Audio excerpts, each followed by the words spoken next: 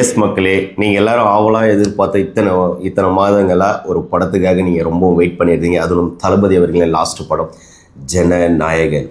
Finally நம் ஜனநாயகன் படம் வந்து ஜூலை 23 வந்து உலகம் ஃபுல்லாக ரிலீஸ் ஆக போகுது. இது வந்து விஜய் ரசிகர்கள் வந்து ரொம்பவும் பயங்கரமாக செம்மையாக செலிப்ரேட் பண்ணி கொண்டாடுவாங்க. இது விஜய் ரசிகர்கள் மட்டும் கிடையாது, சினி உலகில் விஜயை வந்து பிடிச்சி அவரோட ஆக்டிங் ஸ்கில்லு, டான்ஸு, அவரோட சூஸ் பண்ணுற படம், கதைகள் இதெல்லாம் லைக் பண்ணுறவங்க எல்லாமே இந்த படத்தை வந்து ரொம்பவும் மிஸ் பண்ணுவாங்க.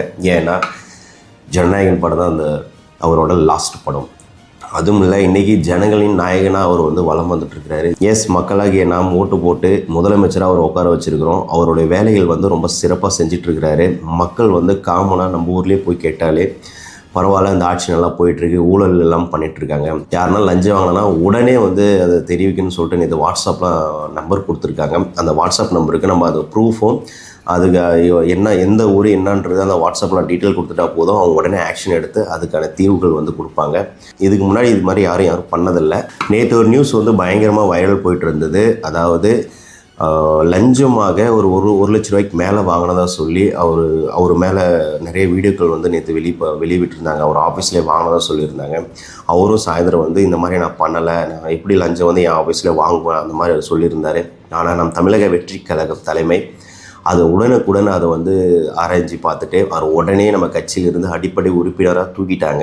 அது மட்டும் இல்லை, அவர் மேலே உடனே ஈவினிங் வந்து ஆக்ஷன் எடுத்து அவரை கைது செஞ்சுருக்கிறாங்க. இதுதான் நம் தமிழக வெற்றி கழகம். அதாவது கடும் வளர்ச்சியை சந்திக்கும் இந்த ஆண்டு வந்து எல் நெனோ அப்படின்றது வந்து ஸ்டார்ட் ஆகி போயிட்டுருக்கு.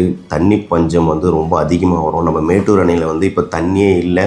நம்ம கர்நாடக அரசு வந்து தண்ணி திறந்து விட மாட்டேன் அப்படின்னு சொல்லியிருக்காங்க. அதனால் மக்கள் வந்து அதிக அளவில் பாதிக்கப்படுவாங்க. நம்ம நெற்பயிர்களுக்கு வந்து நீர்நிலைகள், விவசாயிகளுக்கு வந்து தண்ணி பத்தலை அப்படின்னு சொல்லிட்டு நம்ம தமிழகம் முழுவதும் ரொம்ப கஷ்டப்பட்டுருக்காங்க. நம்ம தமிழக அரசு வந்து நம்ம கர்நாடகா கிட்ட தண்ணி விடணும்னு சொல்லி கேட்டிருக்காங்க. அந்த ப்ராசஸ் போயிட்டுருக்கு. நேற்று வந்து ஒரு செயலியை வந்து அறிமுகம் செஞ்சுருக்காங்க. வாட்ஸ்அப் நம்பர் கொடுத்துருக்காங்க நம்ம தமிழக அரசு.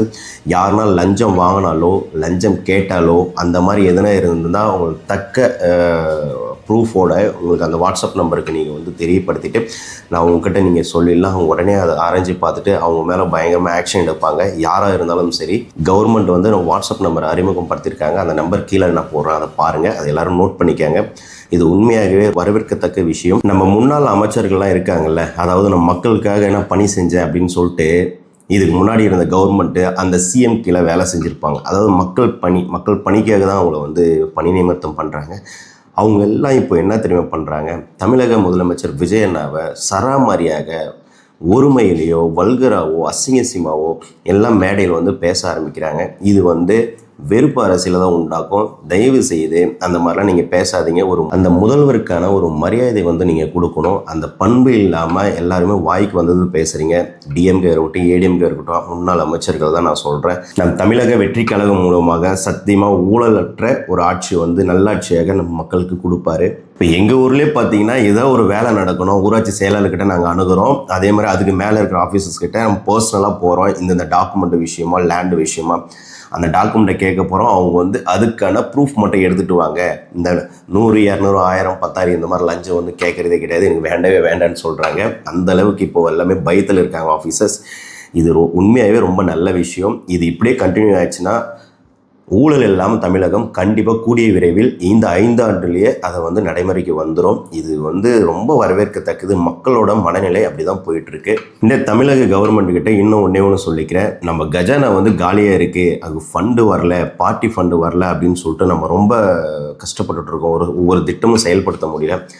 நீங்கள் தயவுசெய்து விஜய் அண்ணா, முன்னாள் அமைச்சர்கள், முன்னாள் எம்எல்ஏக்கள், அதாவது முன்னாள் அதிகாரிகள், அரசாங்க அதிகாரிகள்லாம் இருக்காங்க இல்லையா, எவ்வளோ கொள்ளடிச்சிருப்பாங்க. எந்த ஒரு திட்டங்களும் இல்லாமல் கோடிக்கணக்கில், லட்சம் கோடிக்கணக்கில் கொள்ளடிச்சு வச்சுருக்காங்க. அவங்க மேலே நீங்கள் வந்து லீகலான ஆக்ஷன் எடுத்து அவங்களோட சொத்து எல்லாமே சரி பார்த்து எல்லாம் எப்படி சரியாக இருக்கா, அவங்க வரும்போது எவ்வளோ சொத்து இருந்தது, இப்போ போகும்போது எவ்வளோ சொத்து இருக்குது, இவ்வளோ சம்பளம் வாங்கினாலே இவ்வளோ தான் சொத்து சம்பாதிக்க முடியும், அதையும் மீறி லட்ச கோடி கணக்கில் அவங்க வந்து சொத்து வச்சுருந்தாங்கன்னா புட்டிங்கி எடுத்து நம்ம கஜானாவில் நிரப்புங்க. அது மூலிமா மக்களுக்கான நல்ல ஆட்சி நீங்கள் வந்து கூடிய விரைவில் கொடுக்கணும். ஒவ்வொருத்தரும் இந்த மாதிரி நீங்கள் பண்ணிங்கன்னா நம்மளோட கடன் வந்து கூடிய விரைவில் அதை வந்து க்ளோஸ் பண்ணிடலாம்.